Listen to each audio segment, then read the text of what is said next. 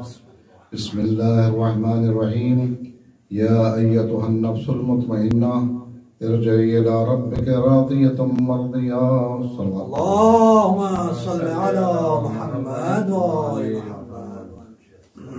قرآن مجید کے سورہ والفجر کی آخری آیات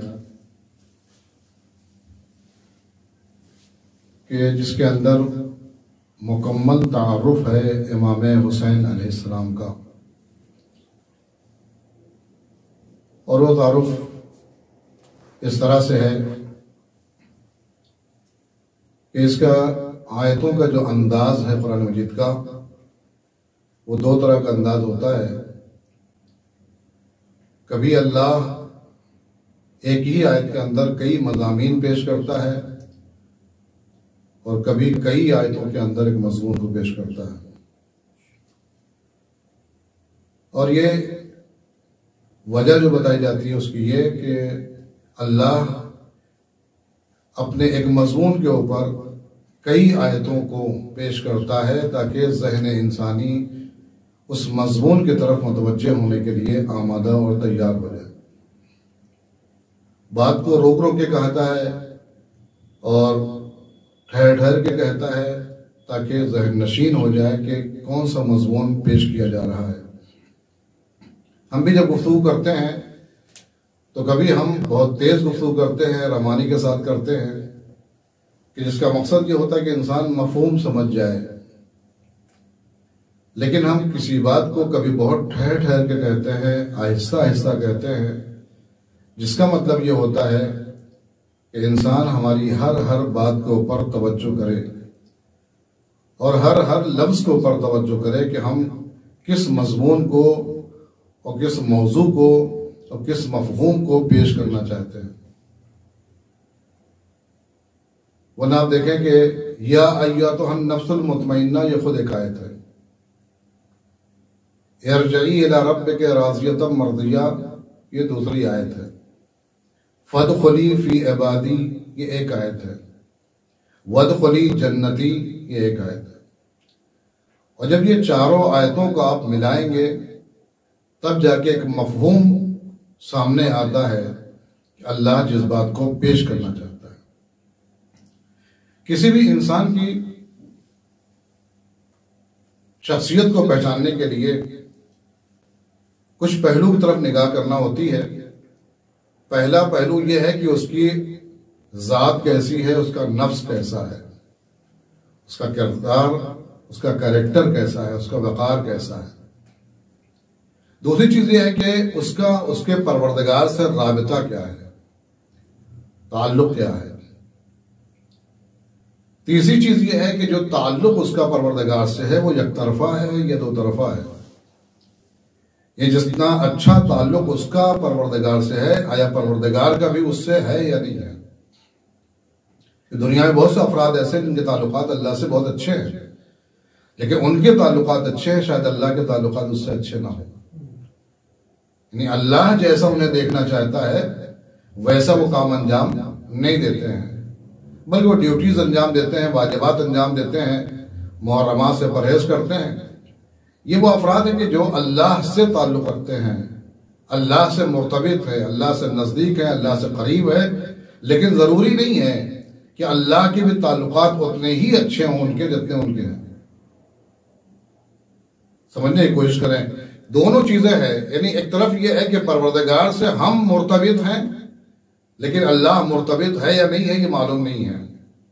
ایک مطلب یہ ہوتا ہے کہ نہیں، ہم اللہ سے جتنا مرتبط ہیں، رابطے میں ہیں، اتنی پروردگار بھی ہماری طرف متوجہ ہے، یعنی اس کا رابطہ بھی ہماری طرف۔ اس کے علاوہ یہ ہے کہ ہمارا جو عمل ہے اس کا نتیجہ کیا ہے، جو عمل انجام دے رہے ہیں اس کا نتیجہ کیا ہے۔ چوتھی چیز یہ ہے کہ ہمارا تعلق کن افراد سے ہوگا، یعنی ہمارا انجام میں ہم کن کے پاس جائیں گے۔ بس اسی چیز کو اگر آپ مد نظر رکھیں تو اللہ نے ان آیات کے ذریعے سے جو 4 آیتیں ہیں ٹکڑے ٹکڑے کر کے آہستہ آہستہ کہہ کر کے ان مفہوم کو پیش کیا ہے کہ اگر تم یہ جاننا چاہتے ہو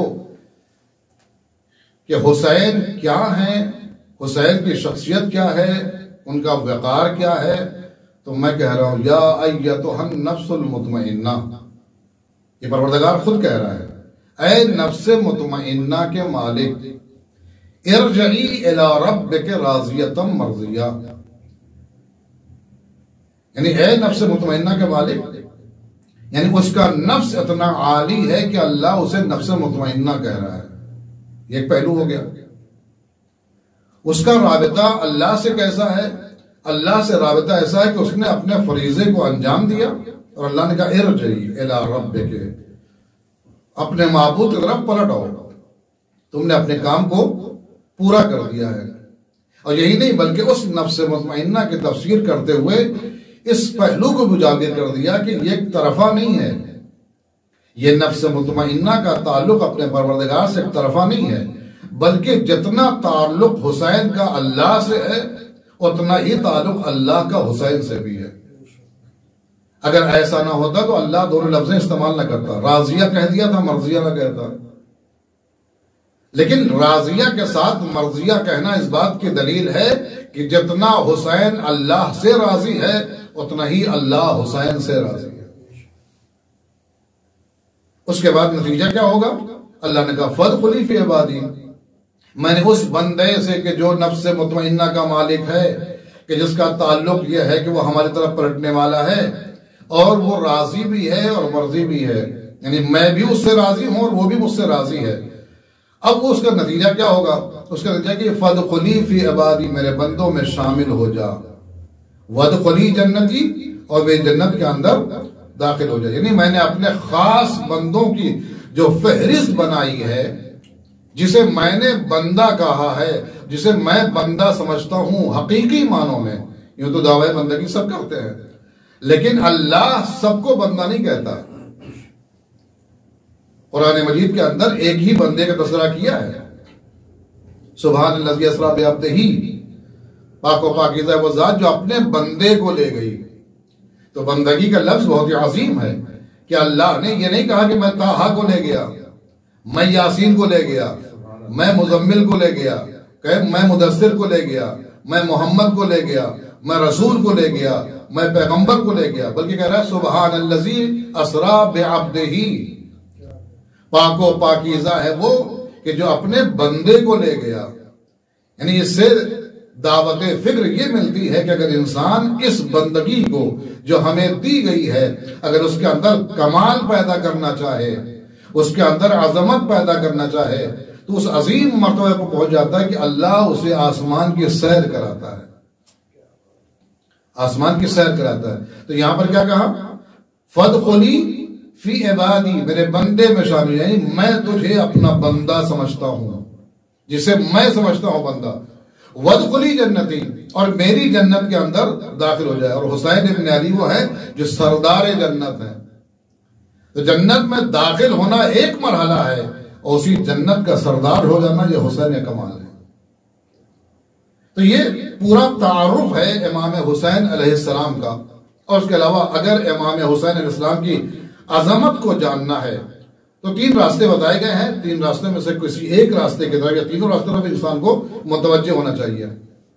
اگر امام حسین علیہ السلام کی عظمت کو پہچاننا ہے تو یا قرآن سے پوچھیں، یا سیرت پیغمبر سے پوچھیں، یا خود امام حسین علیہ السلام کی سیرت کا مطالعہ کریں کہ ان کے اندر ذاتی کمال کیا تھا، ذاتی کریکٹر کیا تھا، ذاتی وقار کیا تھا، وہ عابد کیسے تھے، وہ سخی کیسے تھے، وہ شجاع کیسے تھے، وہ بہادر کیسے تھے، وہ زاہد کیسے تھے۔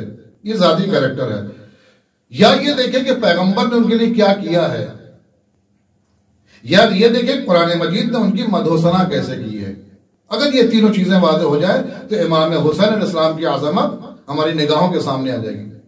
جب ہم قرآن سے پوچھتے ہیں کہ بتا کہ عظمت امام حسین علیہ السلام کیا ہے، تو آیت تطہیر کے جس کا کوئی انکار نہیں کر سکتا، کہ جس کے اندر پیغمبر نے چادر میں سب کو جمع کیا اور جمع کرنے کے بعد کہا کہ اے اللہ یہی ہمارے اہل بیت ہے، اور اللہ نے آیت تطہیر نازل کی، تو اس چادر کے اندر کہ جسے پیغمبر نے اپنے اہل بیت کا تعارف کرانے کے لیے لوگوں کو جمع کیا تھا، وہ کوئی اور نہیں تھا، اس کے اندر کون تھے؟ خود محمد عربی تھے، خود مولا کائنات تھے، فاطمہ زہرا سلام اللہ علیہ تھی، امام حسن اور امام حسین اسلام تھے. یعنی اس کی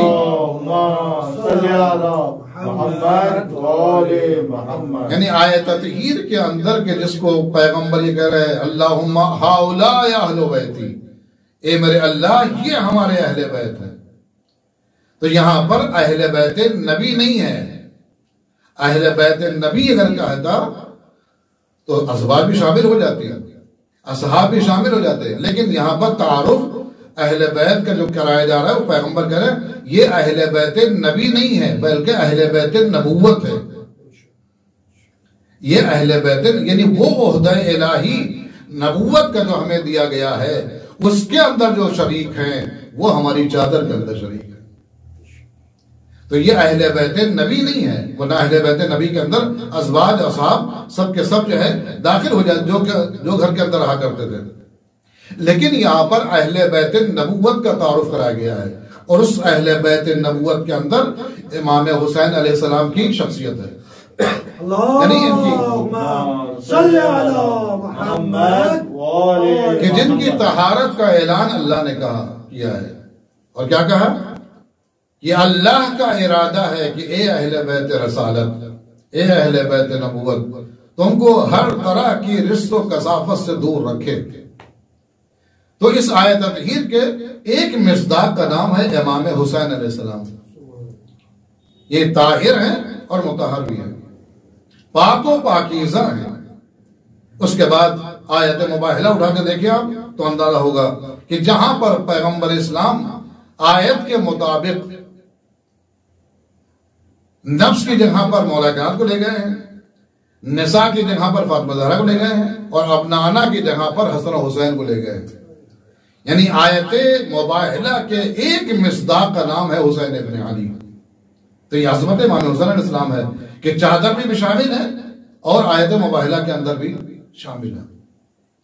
آیت مودت جب نازل ہوئی تو لوگوں نے پوچھا یا رسول اللہ یہ قربا سے مراد کون ہے؟ جو آپ نے کہا قُلْ لَا أَسْأَلُكُمْ عَلَيْهِ أَجْرًا إِلَّا الْمَوَدَّةَ فِي الْقُرْبَى. اے پیغمبر آپ کہہ دیجئے کہ میں کچھ نہیں چاہتا، کوئی سوال نہیں کرتا، لیکن اگر تم مجھے اجر رسالت دینا ہی چاہتے ہو تو ہمارے اہل بیت سے جو قربا ہیں ان سے محبت کرو. جب کسی نے پوچھا یا رسول اللہ وہ قربا کون ہے، وہ اہل بیت کون ہے، تو آپ نے اشارہ کیا یہ علی ہے، فاطمہ ہے، حسن ہے، حسین ہے. ان کے محبت کو اللہ نے واجب قرار دیا ہے. تو یہ عظمت امام حسین علیہ السلام. اس طرح سے بہت سی آیات آپ کو ملے گی کہ جس کے اندر برابر کے شریک ہیں امام حسین علیہ السلام. اس کے بعد سیرت امام حسین علیہ السلام کے اندر اگر آپ دیکھیں تو ان کی سخاوت، شجاعت، زہد، پارسائی سب کچھ آپ کو جو ہے نظر آئے گی. ان کا ذاتی کریکٹر، ذاتی کردار کہ اگر کوئی سائل آتا ہے تو کبھی سائل کو واپس نہیں کرتے. اور آپ کی صفتوں میں سے ایک صفت یہ تھی کہ سائل سوال کر کے خاموش ہو جاتا تھا اور آپ گھر کے اندر جاتے تو اپنے غلام کے ذریعے سے وہ چیز بھجواتے تھے تاکہ اسے شرمندگی نہ ہو. یہ ہے سخاوت. اور امام حسین علیہ السلام کی عبادت کہ خود امام فرماتے کہ مجھے بہت پسند ہے قرآن کی تلاوت اور عبادت خالق.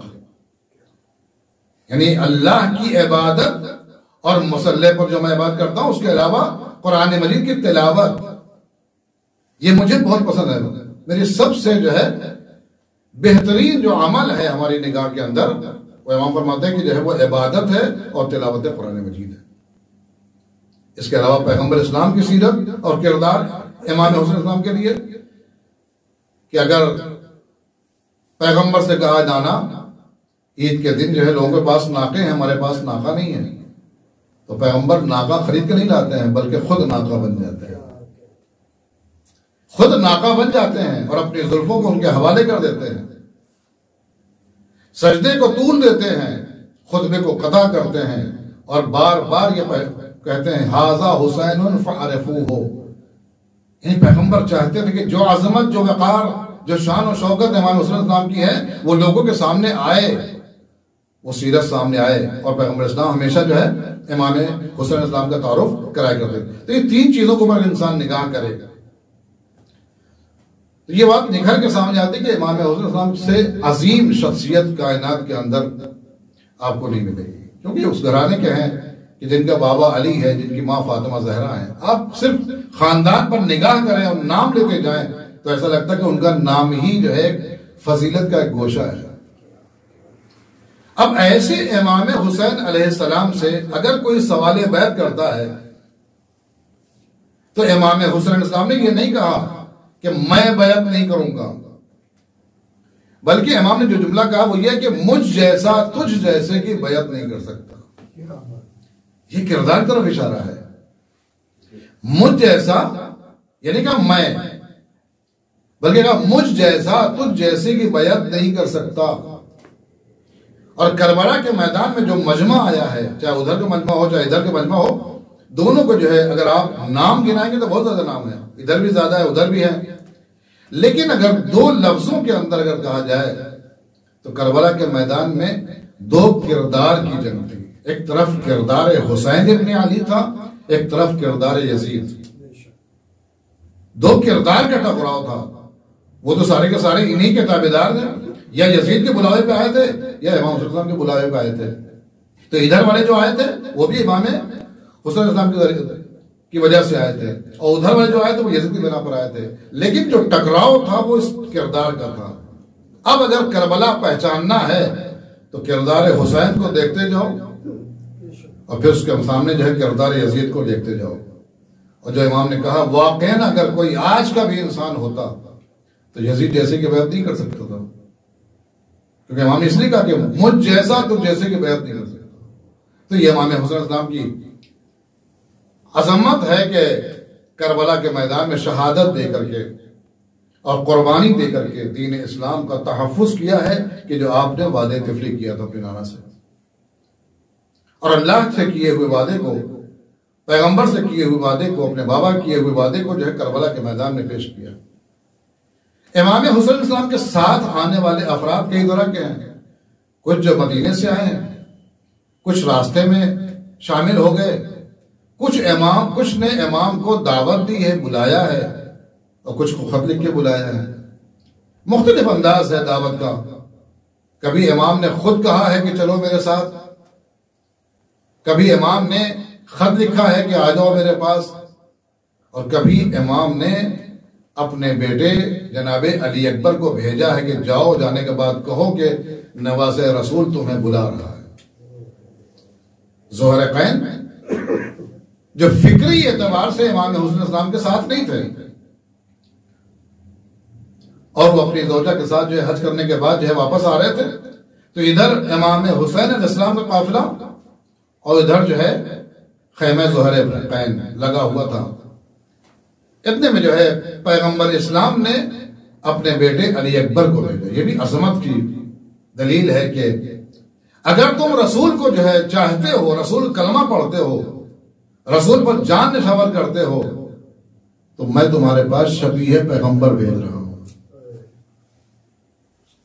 ورنہ امام حسین خود بھی جا سکتے تھے، کسی اور کو بھیج دیتے، لیکن نہیں، جسے بھیجا ہے وہ شفیع پیغمبر ہے، تاکہ تمہیں یاد آ جائے کہ میں کوئی اور نہیں ہوں، نواز پیغمبر ہوں۔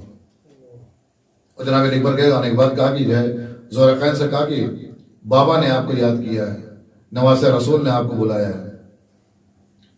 اس کے بعد جو ہے ذوالفقارین گئے، آنے کے بعد اپنی زوجہ سے کہا کہ مجھے حسین نے بلایا ہے، اور یہ مجھے معلوم ہے کہ وہ ایک عظیم کارنامے کے لیے جا رہے ہیں، لیکن میں دور رہنا چاہتا تھا۔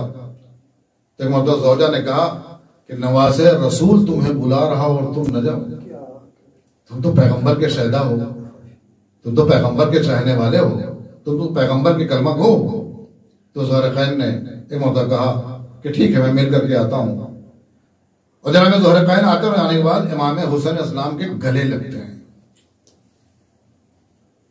بس وہ جو کش فکری جو تھی ان کی، جس کی بنا پر وہ دور رہ رہے تھے، وہ گلے لگنے کے بعد نہ جانے کون سا نور ان کے سینے کے اندر چلا گیا کہ ذوالفقارین آتے ہونے کے بعد اپنی زوجہ سے کہتے ہیں کہ جاؤ، میں تمہیں آزاد کیا، میں تمہیں طلاق دیتا ہوں۔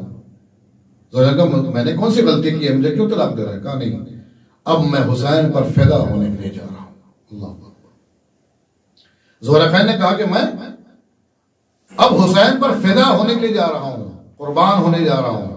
اب دیکھیں یہ ہے دعوت فکر اور یہ ہے انداز قبول کرنے کا کہ زوجہ کو جو ہے چھوڑ دیا, سارا مال جو ہے اللہ کی راہ میں قربان کر دیا, غلام کو بھی کہا کہ تم آزاد ہو, لیکن زوجہ بہت دور کے فاصلے پر کہ جہاں پر یزید کے لشکر کی رسائی نہ ہو وہاں پر جا کے ٹھہر جاتی ہے اور اپنے غلام کے ساتھ وہاں پر رہتی ہے. اور جناب ذوالقرنین یہاں پر آتے ہیں. جناب ذوالقرنین بہت ہی فصیح و بلیغ خطبہ دیا کرتے تھے, تو امام حسین علیہ السلام نے جو ہے ان سے خطبہ دلوایا اور میمنہ کا ان کا سردار بھی بنایا اور مختلف جو ہے ذمہ داریاں جناب ذوالقرنین کو دی, انہوں نے انجام دی. اس کے بعد جناب ذوالقرنین کی قربانی کا مسئلہ کہ جناب ذوالقرنین قربان ہونے کے لیے جاتے ہیں, اور یہی جناب ذوالقرنین ہے کہ جنہوں نے کہا تھا کہ آقا اگر آپ نماز پڑھنا چاہتے ہیں تو نماز پڑھیے, میں تیروں کو اپنے سینے پر روکوں گا, میں تیروں کو اپنے سینے پر روکوں گا. امام حسین علیہ السلام نماز پڑھ رہے ہیں اور سعید و زہیر ہیں کہ جو مسلسل تیروں کو روک رہے ہیں کہ ایک تیر بھی حسین کو لگنے نہ پائے. اللہ اکبر. میں کہوں گا سعید و زہیر آج تم حسین کو بچا رہے ہو اور ایک تیر نہیں لگ رہا ہے, تھوڑی دیر کے بعد حسین کے جسم پر کوئی جگہ ایسی نہ ہوگی جہاں پر تیر نہ لگا ہو.